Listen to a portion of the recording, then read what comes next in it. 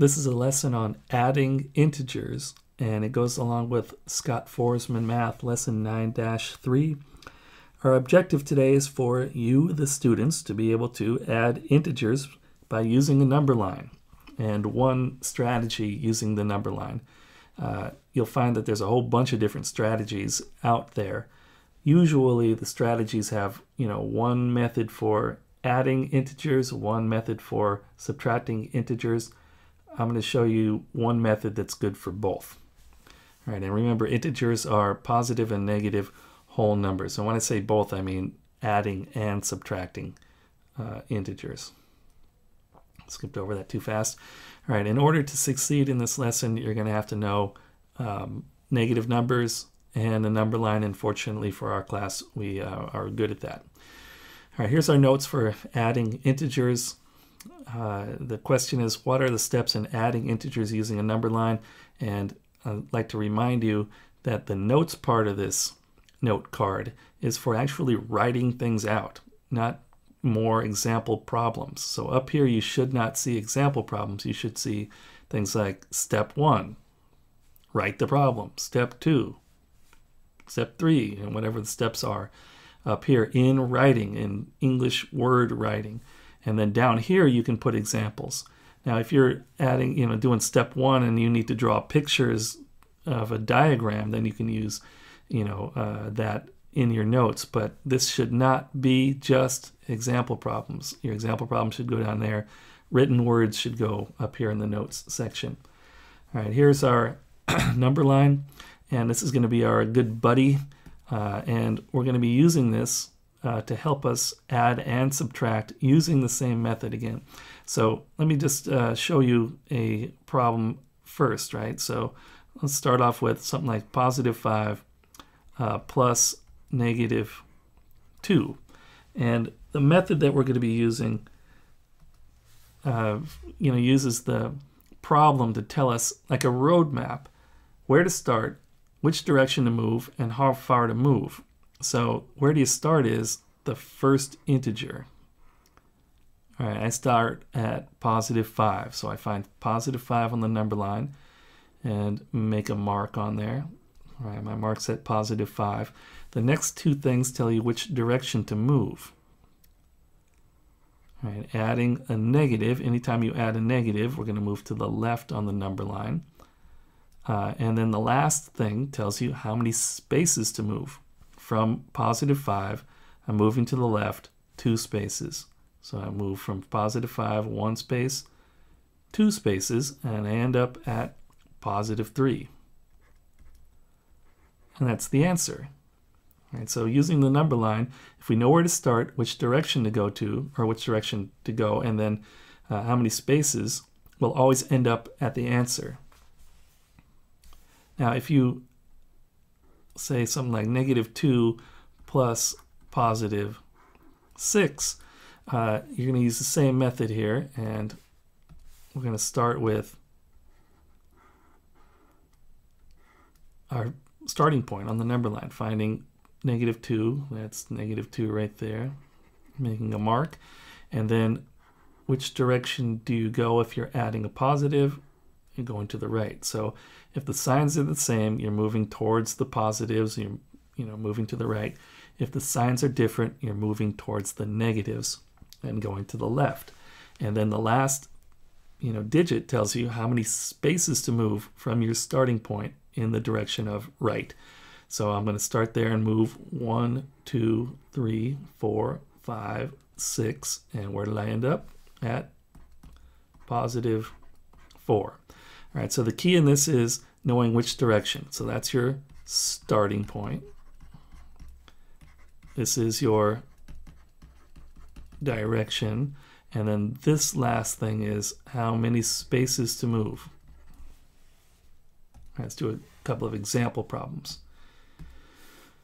All right, so here we have negative 4 plus positive 2.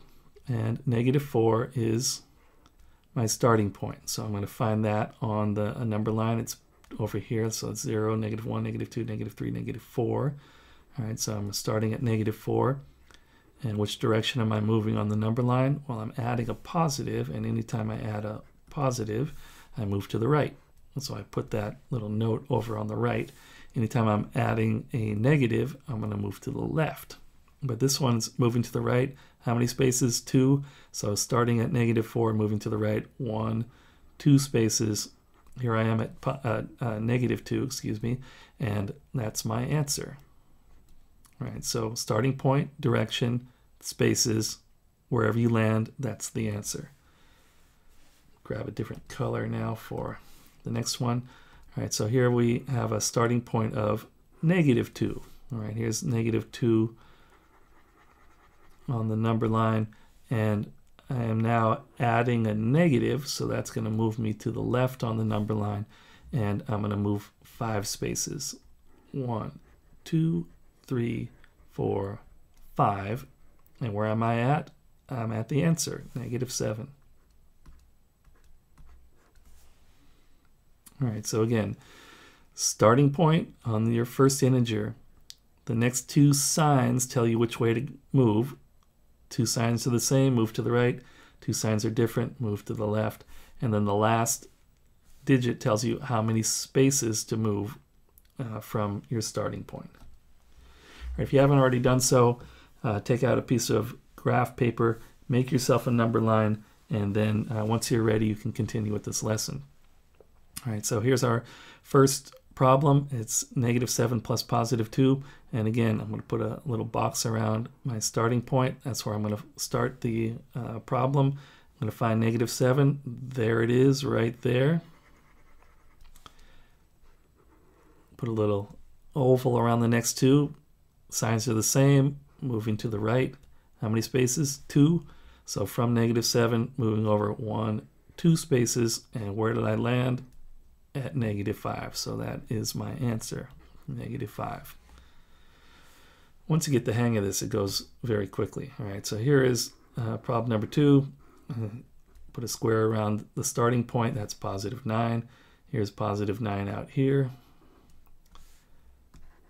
This time I'm adding a negative, so the signs are different. I'm moving to the left or towards the negatives.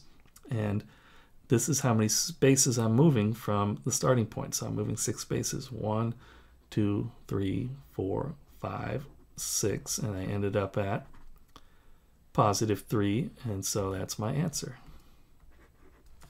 Now, when you have a number line that fits all these things, it's pretty simple. But what if you have problems that don't fit on your number line?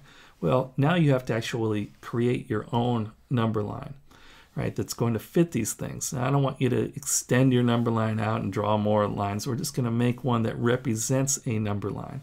All right, so again, writing the problem out and then putting a box around the first integer. That's where we start on the number line. So I'm just going to draw one here, right? And so it starts at 0 and it goes out to +26.